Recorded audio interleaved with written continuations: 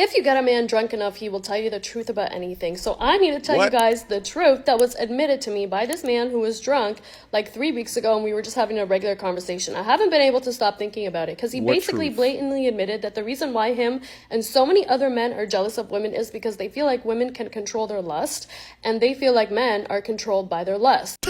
Wait a minute. First off, if a guy admits to you that he is jealous of women, you must understand that that is not really a man, and you need to ignore anything that's about to come out of his mouth. And also, why are you taking a drunk man's word, all right? If I went and said, only way you can get the truth out of women is if you get them drunk first, I would be viewed as a predator, all right? Let's keep going. When he admitted that to me, I was not surprised. I knew this about men, but what was surprising is what clicked in my mind after.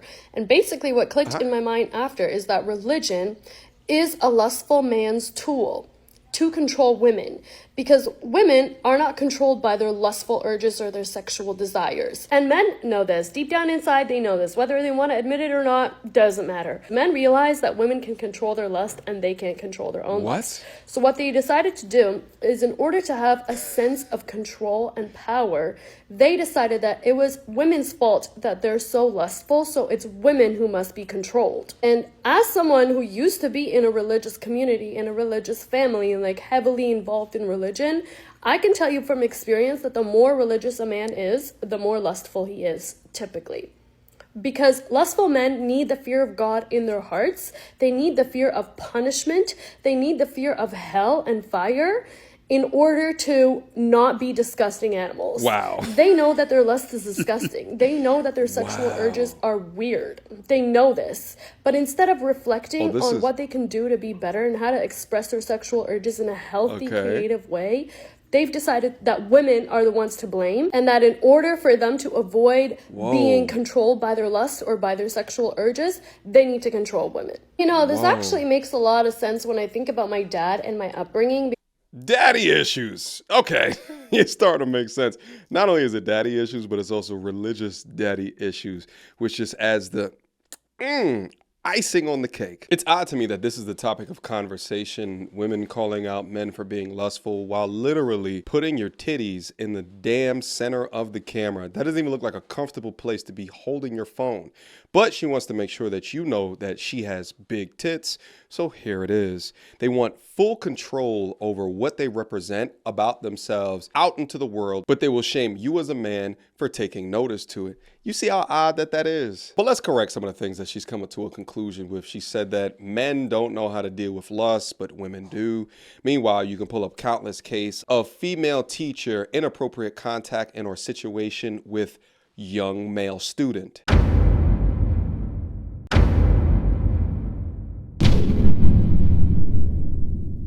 And in fact, I'd say that the lust level amongst both men and women is about equal. The difference is that men have sort of a more of an overt way of demonstrating it, while women have more of a covert way of demonstrating it.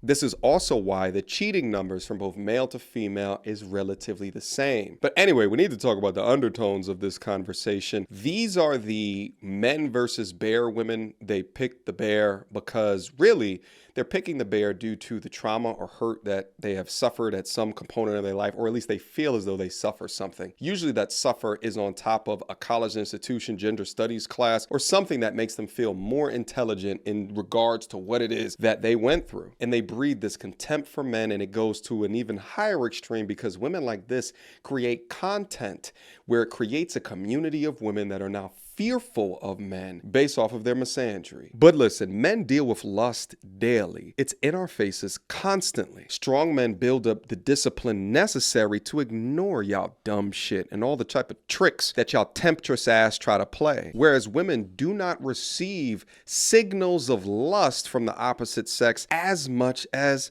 we receive them. But go off, ma'am. Let's hear how your dad and your religion is the cause of your trauma. Because my dad was a very controlling, obsessive religious freak. So I grew up thinking like, oh, he's so devoted. He loves God, this, that. Until I strayed from the religion and I was like, I don't want to do this anymore. And I saw how deeply angry he got about that. And I was like, oh, it was always about control. It was never about you actually fearing God. It was about you fearing loss of control. or fearing loss of control or loss of protection or loss of structure. And listen, I'm not the one to say that you need religion in order to have structure in one's life. I think that people can be decent and moral without having to rely on the structures of a particular religion. But your father putting rules within your household was not oppression, ma'am. What it sounds like is that your dad has a code of ethics based in and around religion, and he tries to pass that off to you, but you are now rebelling, and you're rebelling into a lifestyle that he never wanted because it's worldly in nature, one of which you do show your sexuality over the tick thoughts as well as that in public. But if I had a daughter and she wants to step out in a tit dress like this, she ain't leaving my house. Period. So using this concept of God, of a male God that's in the sky watching my every move, trying to plant a man in my head permanently to observe my actions and judge me, gave you a sense of control. Me rejecting that and deciding that actually I don't need this invisible man's point of view in my head nonstop in order for me to be a good person, when I realized that about myself, it scared the shit out of him. And it scares the shit out of most of them, which is why the first thing men do when women liberate themselves is take away women's rights. What are you talking about? Is try to get them married off because of some religion or some man or some this or some that. It always comes down to women's lives being limited and restricted in order for men to feel some sort of sense of control. Please tell me how any portion of your life is currently limited. Women like this think that they're avoiding oppression. Meanwhile, all they're doing is trying to escape accountability. Is your dad really utilizing him to control you, or can it be perceived that he's trying to lay out boundaries that lead to safety, community, being a good moral person? I genuinely don't know what it's going to take for these guys to realize that they do have control. The control is just over themselves, not anybody else. You have no control over any other man or woman on this planet, period. You can control yourself, though, but that's not enough for them because they don't actually want to control themselves. They don't actually want to take accountability. They don't actually want to improve. They don't even want to understand themselves. They want everybody around them to cater to them and their desires and their needs so that they can feel a little powerful. So that they can feel like they have some sort of control over something instead of just controlling themselves and being better. And I think that's really sad and really pathetic.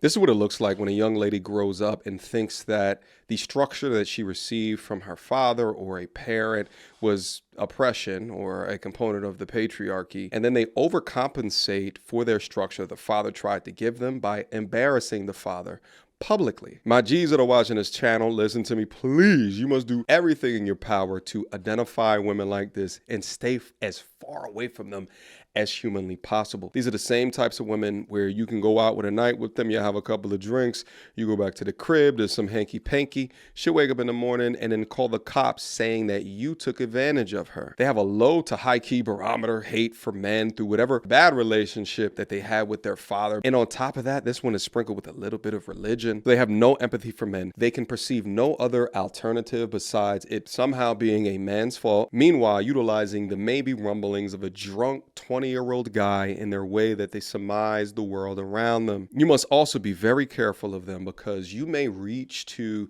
your pinnacle of value and your contribution in society and reach a high level of power, of status. But what is something that always takes these men out? Assault allegations. Meanwhile, women like this will lead with their power of sexuality because she understands that to weak men, it's her most powerful tool. It gives her instant influence over men who lack discipline. And when a woman knows that she can walk into a room, show a little bit of skin, and bend the room to her will, she don't need to build no character, values, emotional depth, and she can walk around with this nasty little attitude and face little to no consequences. And the crazy issue is that it'll work for her for 10 to 15 years because many men out there will make accommodations for the aestheticness of her face instead of utilizing logic when they'll chase the beauty with no boundaries. And that's exactly the type of man that she knows how to control. Let's take a look at the comments. I'm sure we're going to come across some damn gems. My ex said he wants to meet a church girl because he thinks when he cheats and beats, she will forgive him for his sins. What a silly comment. Meanwhile, man, you go into these churches nowadays and those where the freaks is at, baby. They're so pathetic. Sorry, I just can't pretend they're worthy of respect anymore. Oh, the misandry is thick here. It gets so hard to remain a feminist when all signs point to men being less than. Like I'm not going to vote their rights away, but I want to. I think we should take them, but they're still people. You hear that, guys? These lovely young ladies want to take your rights away. How is it that you think that they're going to do that? By force? Nympho Sophie, which is hilarious given the context of this conversation. I'm praying we switch to a matriarchal society in my lifetime. I gotta see the comments of this one. We in the age of Aquarius. It's going to happen. I can't wait.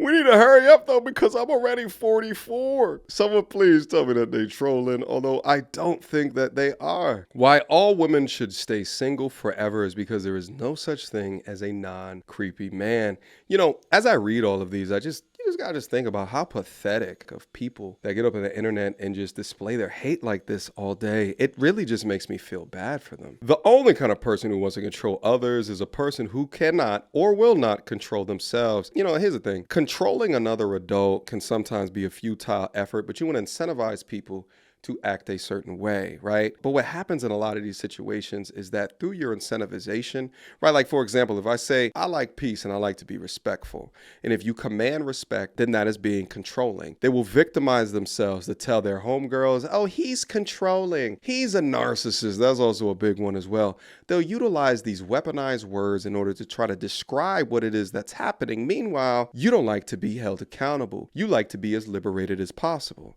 And of course, when you go up on their profiles, it's yellow eyebrows and savagely overweight. Anyway, guys, I am done having this conversation right here. Drop me your line down below. What is it that you think about the points that she has made? What do you think to my clapback to her points?